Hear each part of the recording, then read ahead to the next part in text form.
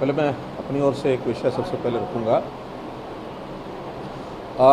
मैं देश के प्रधानमंत्री श्री नरेंद्र मोदी जी का बहुत आभार प्रकट करता हूँ कि जिस प्रकार से पेट्रोलियम पदार्थों की जो कीमत बढ़ रही थी उसमें कटौती करने का जो निर्णय लिया है।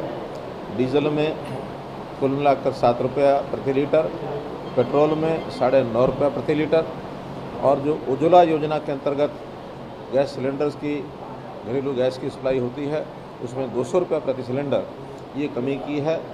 इसके लिए मैं आभार प्रकट करता हूँ प्रधानमंत्री जी का कि क्योंकि बढ़ती महंगाई में एक रसोई का खर्चा कम करने के लिए या आम आदमी को वाहन चलाने में अथवा ट्रैक्टर चलाने में ये जो महंगाई की मार पड़ रही थी उसके कारण से बहुत एक उनको राहत मिलेगी।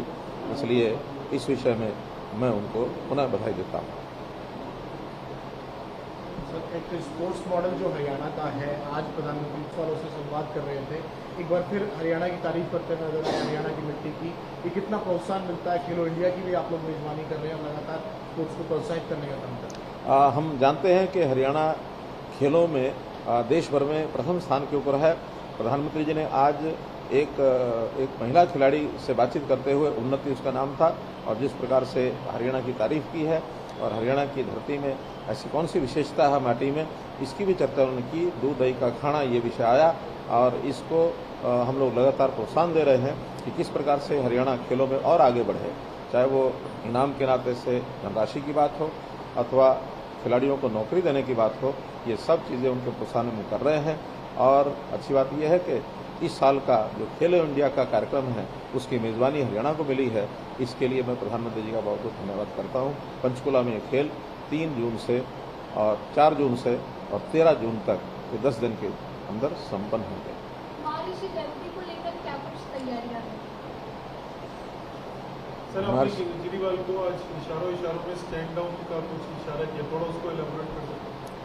पहले तो ये जयंती जो है महर्षि कश्यप की जयंती है, तो महर्षि कश्यप की जयंती का जो कार्यक्रम है वो वहाँ के समाज के लोग बना रहे हैं। हमने एक घोषणा की है कि समाज के जितने महापुरुष हैं उनके विचार प्रसार योजना के अंतर्गत हम इन महापुरुषों की जयंतियाँ मनाते हैं। महर्षि कश्यप की जयंती मनाई जा रही है। अगले ही महीने में भगत कबीर की जयंती भी रोहतक में मनाई जाएगी। इससे पहले भी हम चाहे डॉक्टर अम्बेडकर की जयंती है, गुरु रविदास जी की जयंती है, महर्षि वाल्मीकि की जयंती है, अथवा सिख गुरुओं के गुरु गोविंद सिंह जी का 350 साला कार्यक्रम और गुरु तेग बहादुर जी का 400 साला कार्यक्रम, उससे पहले गुरु नानक देव जी का भी 550 साला जो जयंती का कार्यक्रम वो हमने बड़ी धूमधाम से मनाया था। इसी प्रकार अन्य महापुरुषों की जयंतियाँ जब भी होंगी तब उनको मनाएंगे। तो आज आपने केजरीवाल को इशारों में कहा कि हमको स्टैंड अप की पॉलिसी करते हैं, वो स्टैंड डाउन की पॉलिसी करते हैं, उसको थोड़ा एलैबोरेट कर सकते हैं? देखिए, सरकारों को जनहित में काम सब करने चाहिए। जितना भी हमारे पास साधन हैं उन साधनों में हम पर्याप्त जनहित के कार्य करते हैं, लेकिन साथ में हमारी पॉलिसी ये है कि लोगों को जिनकी आमदन कम है, रोजगार जिनके पास नहीं है, उनको रोजगार दिलाया जाए। शिक्षा और स्किलिंग के माध्यम से उनको ट्रेंड करके और स्वरोजगार में वो आगे बढ़ें ताकि उनकी आय बढ़े, अपने परिवारों का गुजारा चले।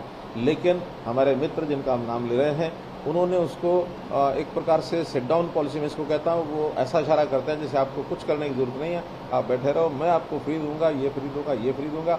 हम फ्री बीज में विश्वास नहीं करते, बल्कि जो प्रधानमंत्री जी की स्टैंड अप पॉलिसी है उसके अनुसार लोगों को रोजगार दिला करके अपने पैरों पर खड़ा करने की हमारी योजना है और यही समाज को स्वीकृत है।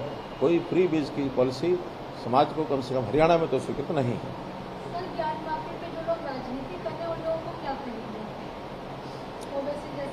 बहुत दुर्भाग्यपूर्ण है।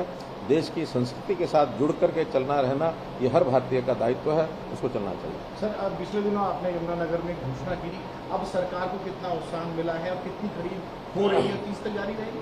मंडियां हमने खोली हैं, लेकिन प्राय ध्यान में आ रहा है कि किसानों ने अपनी जो गेहूँ या तो पहले बेच दी है, थोड़ी बहुत बची हुई थी तो वो अब इन समय बेच दी है। अब मंडियों में कोई गेहूँ नहीं आ रही है, लेकिन क्योंकि घोषणा कर रखी है तब तक हमारा सारा सिस्टम बना रहेगा। कभी भी कोई अगर किसान जिसका बचा हुआ गेहूँ वो लेकर के आएगा तो उस समय तो उसको ले लिया जाएगा, फिर लिया जाएगा। सर, एक राजनीतिक सवाल है, कुलदीप बिश्नोई जी के साथ आपकी पिछले दिनों मुलाकात काफ़ी चर्चा में रही, वो अपनी पार्टी से नाराज भी हैं और ये जग जाहिर है। कुछ इशारा क्या उन्होंने आपकी इच्छा जताई इस पार्टी में आने की? कोई ऐसी चर्चा आप लोगों तक नहीं, ऐसा नहीं है। कुल मिलाकर के विधायक जो आते हैं वो सामान्यतः अपने क्षेत्र के काम के लिए ज़्यादा आते हैं। तो उन्होंने भी अपने क्षेत्र आदमपुर विधानसभा के बारे में जो कुछ कामों की बात कही थी, वहाँ की नगर पालिका की बात, वहाँ की जो अलग से आदमपुर गाँव की पंचायत की बात, ये सब विषय चले थे।